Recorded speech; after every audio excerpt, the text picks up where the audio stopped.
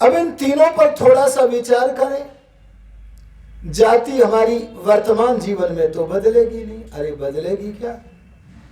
हम बालकपन में एक कहानी सुनते थे। एक सिद्ध के पास एक चूहा आया बिल्ली से डर के। बस बिल्ली से डरा तो चूहे को कह दिया तू बिल्ली बन जा। वो बिल्ली बन गई। बिल्ली कुत्ते से डरती हुई आई, अरे तू कुत्ता बन जा। ऐसे बनाते बनाते सिद्ध महापुरुष ने शेर बना दिया। अब जब शेर बन गया तो सिद्ध को ही खाने दौड़ा। तो उसने कहा पुनर्मूषको भव, ये सब गप्पे हैं। अरे बोलो ये सब क्या है? गप्पे हैं।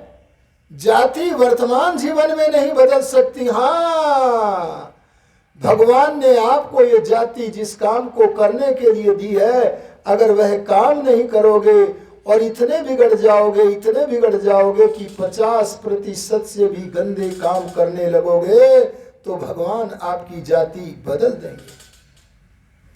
आप विचार करो, एक माँ अपने बच्चे को जब वो मुंबई जा रहा है तो यात्रा में एक चाकू दे देती है। चाकू किस लिए देती है? लो बेटा, इस चाकू से मार्ग में फल खा लेना काट करके। लेकिन यदि वह चाकू का सदुपयोग न करके उस चाकू से अपने ही शरीर को काटने लगे तो बोलो वो माँ अपने बच्चे के पास उस चाकू को रहने देगी क्या? अरे चाकू का दुरुपयोग कर रहा है, चाकू छीन लिया जाएगा। ऐसे ही मानव तन जहां संस्कारों को मिटाने के लिए प्रयत्न करना था, वहां गंदे गंदे संस्कारों को बनाता जाता है, मिटाने का लेश मात्र प्रयत्न नहीं करता है, मोक्ष की तरफ बढ़ने का बिल्कुल प्रयत्न नहीं करता है, परोपकार नहीं करता है, तो भगवान मानव जीवन रूपी तख्ती छीन लेता है। पर वर्तमान जीवन में मानव है तो मानव ही रहेगा। मृत्यु के उपरांत जैसी व्यवस्था है कर्म के आधार पर वैसी मिलेगी। दूसरी वस्तु है आयु। अरे बोलो क्या कहा मैंने? आयु। आयु माने जीवन काल। कल्पना करो, ये कल्पना ही कर रहे हैं, वास्तविकता में ऐसा हो नहीं सकता जो मैं कह रहा हूं, केवल समझाने की दृष्टि से कल्पना करा रहा हूं। कल्पना करो कि कोई मनुष्य जन्म से लेकर मृत्यु पर्यंत कर्म न करे। थोड़ी देर पहले मैंने जीवन का लक्षण क्या बताया था? कर्म करना जीवन का लक्षण है। कुर्वन्ने वेह कर्माणि जिजीविषेत्। जीवन का लक्षण क्या बना? कर्म करना। पर मैं वैसे ही कल्पना करा रहा हूं समझने के लिए, समझाने के लिए। अगर कोई मनुष्य जन्म से मरने तक एक भी कर्म न किया करे तो जो जीवन निश्चित होकर आया है वही रहेगा, न घटेगा न बढ़ेगा। लेकिन कर्म करता है जब कोई व्यक्ति, तो यहाँ एक व्यवस्था, कर्म व्यवस्था काम करती है। क्या काम करती है? जहां परमात्मा ने तमाम जन्म जन्मांतर के कर्मों के गट्ठर में से थोड़ा सा भाग हमें वर्तमान जीवन में भोगने के लिए दे दिया है, उसमें एक नियम यह भी है कि वर्तमान जीवन में जो कर्म हम कर रहे हैं उन कर्मों का कुछ फल हमें वर्तमान जीवन में भी मिलता है। और 2 प्रकार के कर्मों का फल तो अविलंब मिलता है जी। कौन से कर्मों का फल? एक जो सर्वोत्तम कोटि के कर्म है, जैसे योगाभ्यास करना, अरे जैसे ईश्वर के सच्चे ढंग से उपासना करना। अरे आप यम नियम का पालन अब करो और फल अगले जन्म में मिले, क्या ऐसा होगा क्या? अरे यम नियम का पालन करोगे तो आपकी आयु सरकेगी। अरे बोलो सरकेगी कि नहीं सरकेगी? अगर योगाभ्यास करोगे तो आयु सरकेगी। ये सरकेगी, इसके लिए वेद मंत्रों के भी प्रमाण है। वेद कहता है जीवेम शरदः शतम, और इतना ही नहीं कहा भूयश्च शरदः शतात्। और एक वेद वाक्य कहता है अस्वप्नेन कृणुत दीर्घमायु। तू स्वप्न रहित अवस्था बना ले, अर्थात गाढ़ निद्रा में रहना सीख ले, और समाधि अवस्था जहां स्वप्न का दूर दूर तक नामो निशान नहीं होता उसका निर्माण कर ले। ऐसे करके तू अपनी आयु को सरका सकता है, अर्थात बढ़ा सकता है। बोलो, आयु को सरकाने वाला कौन है जी? मनुष्य के कर्म स्वयं नहीं सरका सकते। हाँ, कर्म के आधार पर सरकेगी, इसमें कोई संदेह नहीं है, पर सरकाने वाला व्यवस्थापक तो परमात्मा है। अरे बोलो, है कि नहीं? तो परमात्मा आपकी आयु को, अगर आयु को बढ़ाने के कर्म करोगे तो सरका देगा, बढ़ने की तरफ को सरका देगा। लेकिन अगर आयु को घटाने के कर्म करोगे तो दूसरी तरफ सरका देगा। पर बड़ी गहन गति है कर्मों की। कई बार मनुष्य आयु को घटाने के प्रयत्न करता जाता है, पर आयु नहीं घटती, क्योंकि अभी भोग तो बचे हुए हैं। और जो पाप कर्मों के फल है ना, वो स्वस्थ शरीर में कहाँ भोगने को मिलेंगे? अरे वे तो गले सड़े जीर्ण शीर्ण शरीर में ही भोगने होंगे। इसलिए वह आयु घटाने का प्रयत्न करता जाता। परिवार के लोग भी कहते हैं इसका शरीर छूट जाए तो ये दुखों से वंचित हो जाए, लेकिन भगवान उसे मरने नहीं देता। आहा, भोग तो भोगना ही है। और देखो, वर्तमान जीवन के कर्मों से जैसे आयु सरकती है ना, ऐसे भोग भी सरकते हैं। अरे क्या कहा मैंने? वर्तमान जीवन के जो अत्युत्तम कोटि के कर्म हैं, ध्यान देना, उन कर्मों का फल हमें अविलंब मिलेगा। और जो अत्यंत निकृष्ट कोटि के कर्म हैं, उनका फल भी अविलंब मिलेगा। अत्यंत निकृष्ट कोटि का कर्म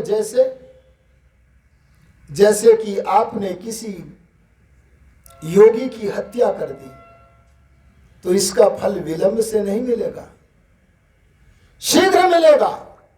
इसलिए मैं ये कहना चाहता हूं कि यद्यपि तीनों चीजें जन्म के समय निश्चित आई हैं, पर जाति को छोड़कर आयु और भोगों को वर्तमान कर्मों के द्वारा सरकाया जा सकता है, परिवर्तन, अरे बोलो, किया जा सकता है। हम लोग कई बार अपने जिन कर्मों को करते हैं, मैंने कहाँ कहाँ बताया था वे कहाँ कहाँ रहते हैं। एक तो भगवान के ज्ञान में सब दिन बने रहते हैं, और एक करने वाले के अंतःकरण पर संस्कार के रूप में उसकी छाप बन जाती है। समझे कि ना समझे? अच्छा, आपने कोई अच्छा काम किया तो अच्छे काम का फल मिल गया। अरे बुरा काम किया तो उसका भी फल मिल गया। अब बोलो, पूरा छुटकारा मिल गया कि नहीं मिल गया कर्म से? अरे बोलो जी, अभी पूरा छुटकारा नहीं मिला। हाँ, उस कर्म किसके जो पुरस्कार मिलना था अथवा दंड मिलना था, सो तो मिल गया, पर उस कर्मों की जो छाप हमारे अंतःकरण पर बनी है, उसे तो हमें स्वयं छुड़ाना पड़ेगा, यम नियम का पालन करना पड़ेगा। जब तक उसे स्वयं नहीं छुड़ाएंगे, तब तक वह हमारे अंतःकरण के कोने चित्त से छूटने वाला, बोलो जी, नहीं। एक न्यायाधीश है, वह न्यायाधीश कभी रुपए लेकर न्याय के स्थान पर अन्याय कर रहा है, और कभी कभी तो इतना बड़ा न्याय कर देता है, जो अपराधी नहीं है उसे गलफास अर्थात फांसी की सजा दे देता है। अरे उसके भीतर रहने वाला अंतर्यामी परमात्मा उसे प्रेरणा तो देता है कि तू गलत कर रहा है, लेकिन वह लोभ के कारण प्रेरणा को सुनता नहीं, और जब सुनता नहीं तो उसका गलत काम करने का स्वभाव पड़ जाता है, बन जाता है, और वह गलत काम करता ही रहता है। बोलो, गलत छाप मन पर पड़ रही है कि नहीं पड़ रही है? इसका समय आने पर दंड तो मिलेगा, लेकिन जो गंदी छाप उसने बनाई है, उस छाप को मिटाने के लिए अगर कभी प्रोग्राम बन गया, अरे क्या कहा मैंने, अब कभी कब बनेगा? या तो इस जीवन में बने अथवा आगामी किसी जीवन में बने। अगर कभी इन गंदे संस्कारों को छुड़ाने का कार्यक्रम बन गया, अरे भगवान का उज्जवल प्रकाश प्राप्त करने का मन में भाव बन गया, तो सबसे पहला काम यही करना पड़ेगा, अपने अंतःकरण पर जो संस्कार है उन्हें छुड़ाने का प्रयत्न करना पड़ेगा। क्यों? क्योंकि संस्कारों से वृत्ति और वृत्ति से संस्कार निरंतर बंधते रहते हैं। ये हमें जन्म मरण के चक्र में बोलो फंसाते रहते हैं। एक मनुष्य गंदे कर्म करता है, उस गंदे कर्म करने से फिर संस्कार भी गंदे बनते हैं, गंदे संस्कारों से फिर विवश होकर कर्म भी गंदे करता है, कर्म से फिर संस्कार भी गंदे बनते हैं। और जब यह श्रृंखला निरंतर बारंबार चलती है तो इसका जो स्वभाव है वो बड़ा कलुषित हो जाता है और इसे एक श्रृंखला में बंधना पड़ता है। अरे पापमय योनियों में जाना पड़ता है।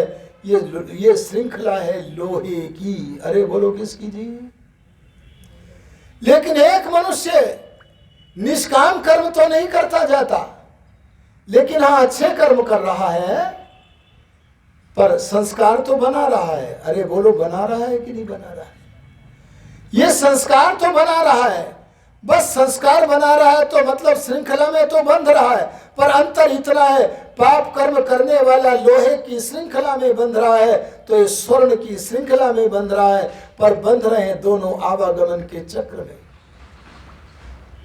एक बार अर्जुन ने कहा था, मैं युद्ध नहीं करूंगा, मैं अपने दादा पर बाण नहीं चलाऊंगा, मैं अपने गुरुओं पर, पितरों पर, भाइयों पर बाण नहीं चलाऊंगा, भीख मांग के रोटी खा लूंगा।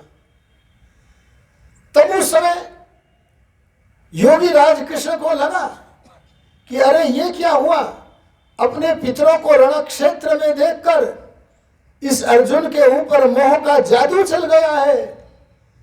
तब उन्होंने कहा, अरे तू रोटी के लिए लड़ने चला था क्या? अरे रोटी के लिए लड़ना छुटपन की बात है, और कर्तव्य पालन के लिए, अन्याय के निवारण के लिए, न्याय के विस्तार के लिए लड़ना बोलो बड़प्पन है।